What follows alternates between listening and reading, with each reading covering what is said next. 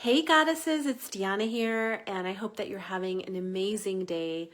I wanted to just come on and riff on one of the topics that you all had shared about divine surrender. I think it was Lindsay, and how do you actually invite the divine in? How do you surrender, and what's kind of the difference or the distinction between surrendering and like just not doing your part, not doing enough? So first off, whenever you see this is the right time. So say hello when you watch this. But let's start with this.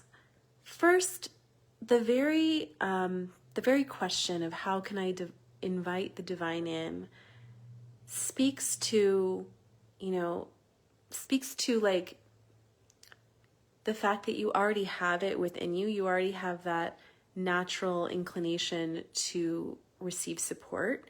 And I think that's really important to start with. It's like noticing where your starting point is and also noticing, okay, where in the past have I known in my belly that I hadn't done everything that I could in order to show the universe that I was serious, right?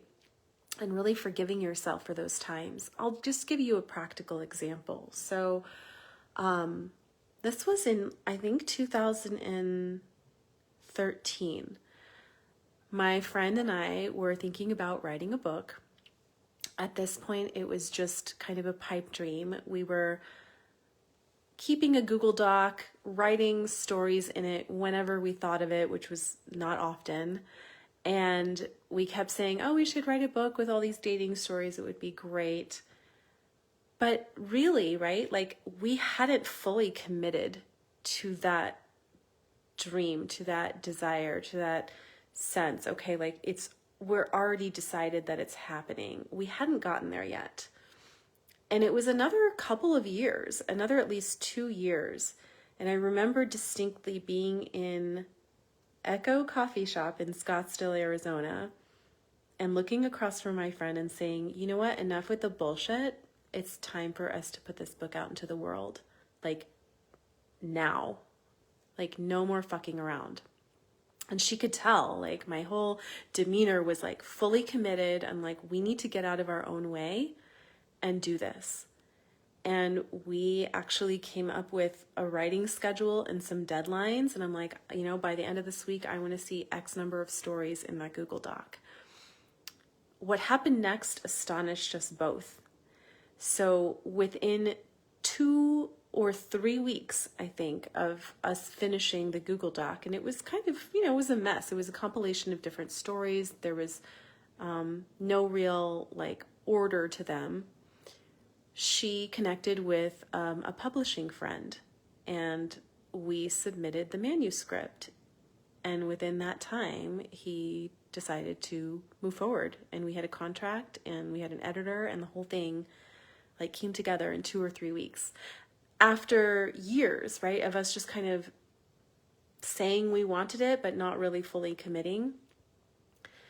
And there was a section in the book that had to do with angels and divine surrender. And my friend at first didn't want to leave that part in because she was afraid it would kind of turn off the masses. And I said, well, that's really important to who I am. If we take that out, I'm out.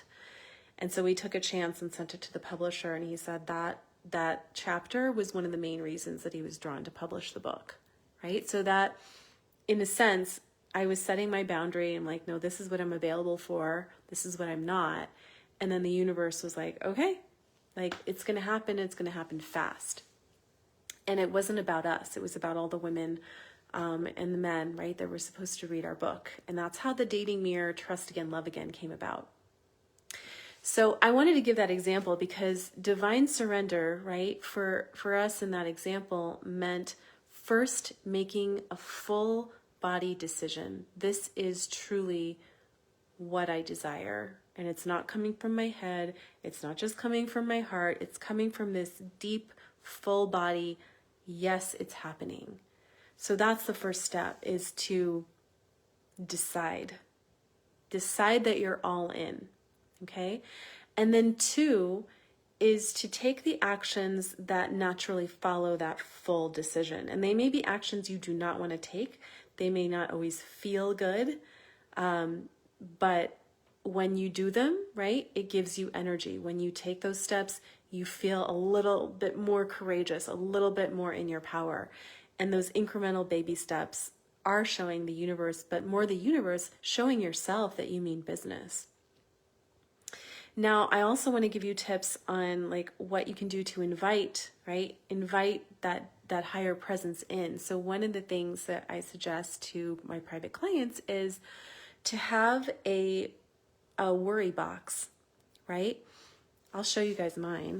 I think I've shown you before. It's just a simple tissue box, releasing worries and surrendering to spirit box is what I called it. And I've got some Post-its and a pencil. If you've taken all the action you can think to take and it's not happening, right? Don't doubt yourself. Don't question yourself. It may just be that it needs to digest. The idea needs to like ground itself. So you can take the Post-it and write out, right? If there's any actions I need to take, make them super obvious. Thank you for helping me surrender. I now invite in your support. Something like that. And then drop it in the box. And the idea is if you drop the worries or the fears or, the actions in the box, then they're being handled by the universe. If you want to worry about them again, you have to go digging in the box.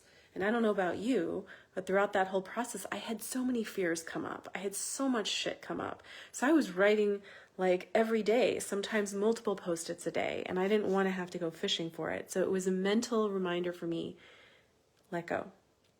Something else you can do is to, if you're visual, the concept of a vision board is great. In this case, what if you had a board of directors, right? A spiritual board of directors. And if you're closely connected to, let's say, the angels, as I am, having a picture of Archangel Michael, having a picture of Archangel Gabriel up in front of me where I work every day reminds me, oh my gosh, like that's who's really in charge. It's not me, right?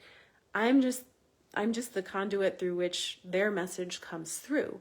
And so if you can find pictures of guides or even symbols that represent divine, you might cut out a picture of a sky. You might cut out a picture of, a certain crystal, whatever it means to you, and have it somewhere where you can see it every day so that when those moments come where you're bumping up against your own stuff, you remember, okay, they're in charge. And them being in charge doesn't mean there's nothing to do. But sometimes it means, okay, in this moment, I've taken all the action I can, feel into. Give me the courage to be. Give me the courage to manage that anxiety or that feeling like I'm not doing enough. And it's about being versus doing, right? So take what works from this live, you guys. I'm really just kind of riffing on the topic, but if you're joining us now, I'm just sharing different ways that you can invite the divine surrender in, right? If you're worried about something or you're like, I would like to, take certain actions in my relationship or in my business and I'm not sure which way to go, I offered the worry box, making a worry box where you write down your worries and fears and drop it in. Coming up with a spiritual board of directors, divine surrender visual board that you can look at as you're going through it. And the last step too is, giving yourself permission to really go through the process of it, right? Because for so often, I don't know, I really liked to execute and be done with it. And if it didn't come right away, I would doubt myself or I would think the universe hated me. When really I needed to just go through the process and see, oh, maybe I need to refine what I'm asking for, or I needed to sit with myself and ask, is this still what I really want? Or is it something a little bit different, right? And not being married to your idea, but trusting that the idea may morph as you take the actions. I hope this is helpful, you guys. Let me know in the comments what's coming up for you as you watch, if you have any questions about anything I shared, and have a magical, magical day. I love you.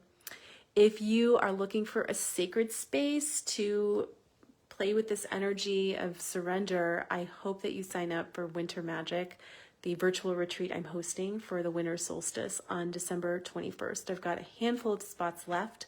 I will pop in the link below this video. Mwah!